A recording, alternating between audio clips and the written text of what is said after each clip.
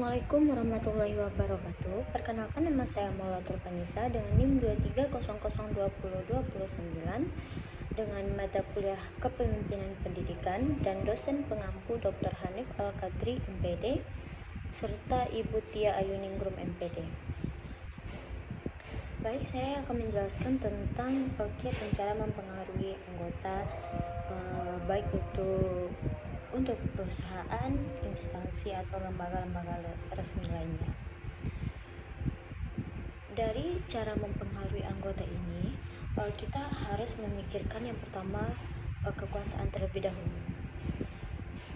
Kekuasaan yang kita punya itu kita juga harus bisa mengelola dan menjalankan kekuasaan tersebut dengan sangat baik. Jika tidak baik, maka percuma.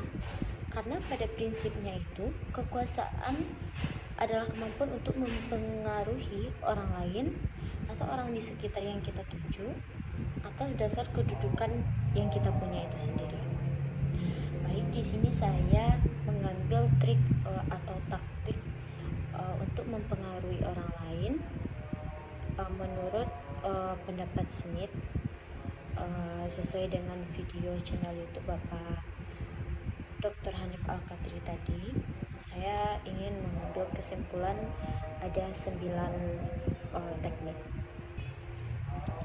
Yang pertama yaitu rasional atau persuasial. Bisa dilakukan jika seseorang atau leader itu mempengaruhi orang lain dengan cara menggunakan alasan-alasan yang sangat rasional dan logis yang masuk akal, sehingga jika alasan-alasan yang masuk akal ini kita jelaskan kepada orang yang kita tuju untuk bergabung kepada kita, itu akan menjadi peluang yang sangat besar bagi kita untuk mereka bergabung kepada kita, karena alasan yang rasional tersebut orang-orang menjadi tertarik untuk bergabung karena alasan yang sangat masuk akal. Selanjutnya ada daya tarik atau inspiration. Daya tarik seseorang ini sangat-sangat mempengaruhi orang lain dan dilakukan jika seseorang atau yang ada di sekitarnya melalui permintaan atau proposal yang tertulis untuk membangkitkan antusias atau gairah dengan proposal yang begitu sangat menarik, karena banyak sesuatu yang dituangkan dalam proposal tersebut. Jadi misalnya kita yang bergabung kepada suatu perusahaan dan perusahaan tersebut menerima karena inspirasi atau kreativitas di dalam proposal kita tersebut. Selanjutnya ada consultation atau konsultasi. Ini dimanfaatkan jika seseorang itu mempengaruhi orang lain dengan cara mengajak atau melibatkan orang lain sebagai tameng untuk berpartisipasi dalam membuat suatu program atau rencana. Selanjutnya yaitu ingredient. Ingredient ini dilakukan menggunakan kata-kata yang manis atau kata-kata rayuan.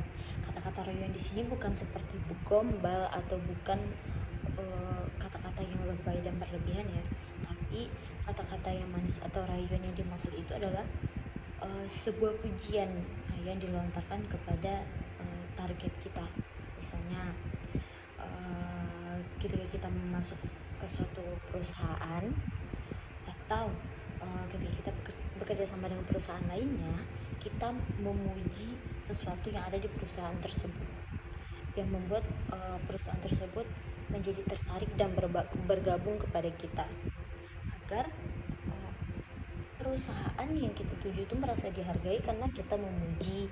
Jadi dia merasa kita sangat menghargai perusahaan yang bergabung dengan kita. Baik, yang selanjutnya yaitu personal appeals atau daerah-daerah pribadi. Daerah-daerah pribadi ini dilakukan jika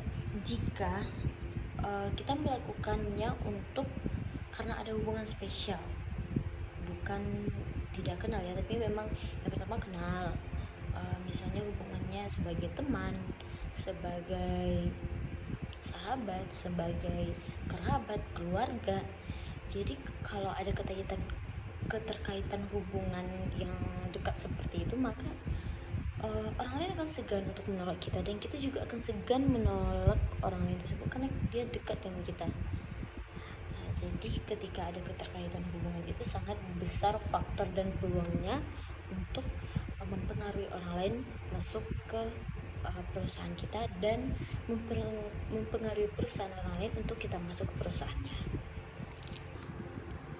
Selanjutnya ada yaitu coalition, berupa bujukan di mana seseorang meminta bantuan kepada orang lain untuk membujuk mereka yang akan dijadikan tameng sebagai alasan agar mereka mau melakukan hal yang kita inginkan gitu. Jadi meminta bantuan kepada orang lain untuk membujuk orang lain yang lainnya gitu, sebagai agar tertarik dan agar mau mengikuti keinginan kita. Yang selanjutnya yaitu pressure atau tekanan. Ini terjadi ketika suatu leader mempengaruhi orang lain dengan menggunakan ancaman. Di sini juga ada yang berbahayanya ada, tapi juga tidak terlalu. Misalnya jika dia tidak menerima, konsekuensinya ini. Misalnya jika Bapak tidak menerima tawaran saya, maka Bapak akan seperti ini, maka perusahaan Bapak akan seperti ini. Maka pokoknya ada sesuatu ancaman yang diajukan jika tidak memenuhi keinginan orang tersebut.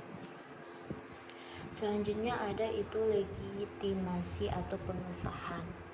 Ini terjadi jika seseorang leader atau seseorang mempengaruhi orang lain dengan menggunakan jabatannya, dengan menggunakan kekuasaannya, dengan menggunakan kursi yang didudukinya, istilahnya yang paling dia yang paling berkuasa lah di sana, dengan mengatakan bahwa satu permintaan yang akan terjadi untuk kebijakan atau aturan organisasi. Berarti dari coalition, pressure, sama legitimasi ini sama-sama ada tekanan, karena agak sama-sama ada sisi negatifnya, tapi hanya berbeda sedikit-sedikit.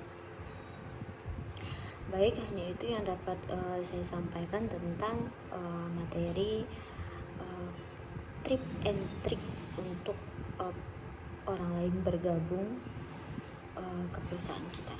Pokoknya mempengaruhi orang lain agar tertarik ke perusahaan kita. Hanya itu yang dapat saya sampaikan. Mohon maaf jika ada salah. Saya akhiri. Assalamualaikum warahmatullahi wabarakatuh.